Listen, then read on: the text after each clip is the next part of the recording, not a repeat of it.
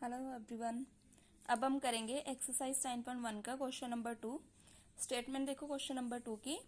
A tree breaks due to storm and the broken part bend so that the top of the tree touches the ground. तो उन्होंने क्या बोला है कि एक दरख्त है जो एक स्टॉर्म मतलब एक तेज हवा के कारण या तूफान के कारण गिर गया, और वो ऐसे गिरा कि ब्रोकन पार्ट उसका जो जो हिस्सा टूट गया था वो टॉप को, सो that the top of the tree touches the ground. जो ऊपर से जो टूटा हुआ हिस्सा है वो ग्राउंड को टच कर रहा है, making an angle 30 degree with it. जब वो नीचे टच कर रहा है तो कितने का एंगल बन रहा है? 30 डिग्री का। The distance between the foot of the tree on the point where the top touches the ground is 8 centimetre. Distance हमें दे दिया है कि जो नीचे को टच करा उसका डिस्टेंस है 8 centimetre. Find the height of tree.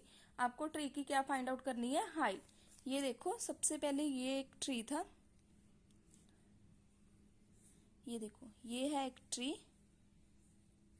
इस ट्री का ना एक पार्ट जो है वो टूट चुका है। यहाँ से मान लो यहाँ से एक हिस्सा इसका टूट गया और ये नीचे को इस तरह बेंड हुआ, नीचे को इस तरह झुका कि ये ग्राउंड को टच कर रहा था। तो ग्राउंड में से जब हम इसको मिलाएंगे, जब इसने ग्राउंड को टच किया तो ये इसने एक एंगल बनाया। वो एंगल कितने का था? 30 डिग्री का। ठीक है, इसको हम नाम दे देते हैं ए बी सी। और उन्होंने हमें बोला था डिस्टेंस, मतलब ये फुट ऑफ द ट्री और ये ग्राउंड का जो डिस्टेंस है, जो दूरी है, वो हमें कितनी दे दी उन्होंने? 8 सेंटीमीटर। अब देखो क्वेश्चन में, यहाँ देखो फाइंड क्या करना है आपको? फाइंड करनी है हाइट ऑफ द ट्री। इस ट्री की हाइट फाइंड आउट करनी है। हाइट हम कैसे फाइंड आउट करेंगे? ये देखो, हाइट ऑफ ट्री ये हम कैसे फाइंड करेंगे? ये रहा हमारे पास, ये पूरा ट्री था, ये ट्री है ए और बी, ये हाइट है इस ट्री की। और जब ये हिस्सा टूट गया था तो ये नीचे की ओर जब बेंड हुआ था तो ये भी तो ट्री का पार्ट है ना, इसकी हाइट जो नीचे गिर गई थी। तो हम क्या करेंगे, एक तो इसकी ये हाइट है ए बी और दूसरी हाइट क्या है? ए सी। ये देखो बेटा, ये ट्री है, ये सी ट्री का कुछ हिस्सा टूट के नीचे गिर गया, मतलब हाइट में से कुछ हिस्सा टूट के नीचे गिर गया। तो ये हाइट ए बी और ये ए सी, इन दोनों को हम क्या कर देंगे? प्लस कर देंगे, तो हमारे पास टोटल हाइट आ जाएगी ट्री की। कैसे निकालेंगे? ए बी प्लस ए सी।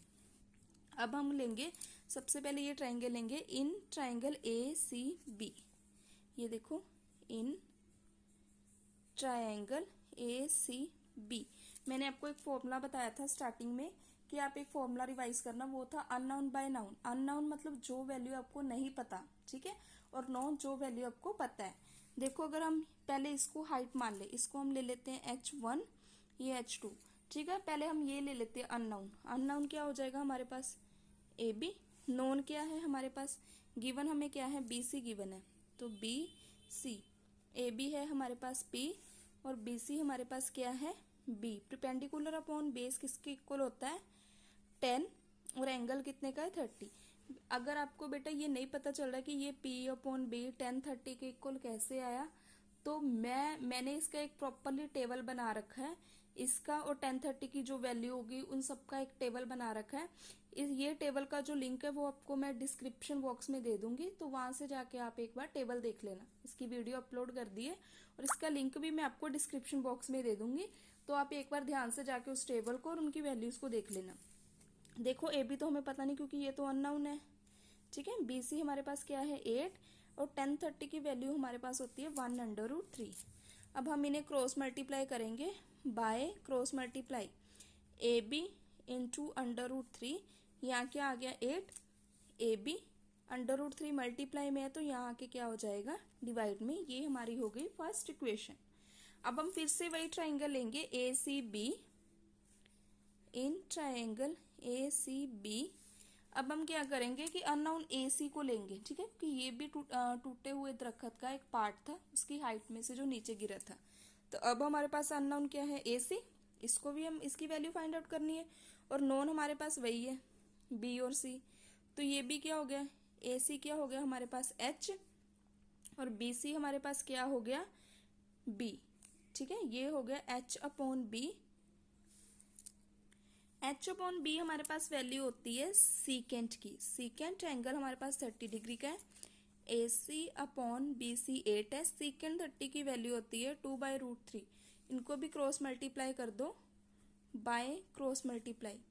ए सी को √3 से करोगे तो ए सी √3 आ जाएगा, और 8 को 2 से करोगे तो 16 आ जाएगा। ए सी 16 √3 मल्टीप्लाई में तो डिवाइड में हो जाएगा। ये बन गई सेकेंड इक्वेशन। देखो स्टार्टिंग में हमने क्या लिखा था कि हाइट कैसे फाइंड करेंगे, ए बी और ए सी को प्लस करके। ए बी भी हमारे पास आ गया और ए सी की वैल्यू आ गई। अब इन दोनों को प्लस कर दो एट 1 एंड 2। इन दोनों को प्लस करोगे तो आपके पास वैल्यू आ जाएगी। फर्स्ट इक्वेशन में था 8/√3, ये देखो A B plus A C 8/√3 plus 16/√3। तो √3 और √3 का एलसीएम तो √3 ही आएगा। अगर नीचे वैल्यू सेम है तो ऊपर भी क्या आ जाएगा, सेम। इन दोनों को प्लस करोगे ये आ जाएगा 24/√3। अब हम करेंगे रैशनलाइजेशन। आफ्टर रैशनलाइजेशन आप कैसे करते हो कि जो वैल्यू यहाँ पे नीचे होती है इसी को हम यहाँ ले लेते हैं, ठीक है। ये आगे 24 को √3 से करोगे ये आ जाएगा 24/√3। √3 को √3 से करोगे तो ये आ जाएगा 3। 3 को 24 से कट कर दो, ये आ गया 8। तो हमारे पास हाइट ऑफ द ट्री कितना आ गया, 8/√3। आई होप आपको ये क्वेश्चन समझ आ गया हो।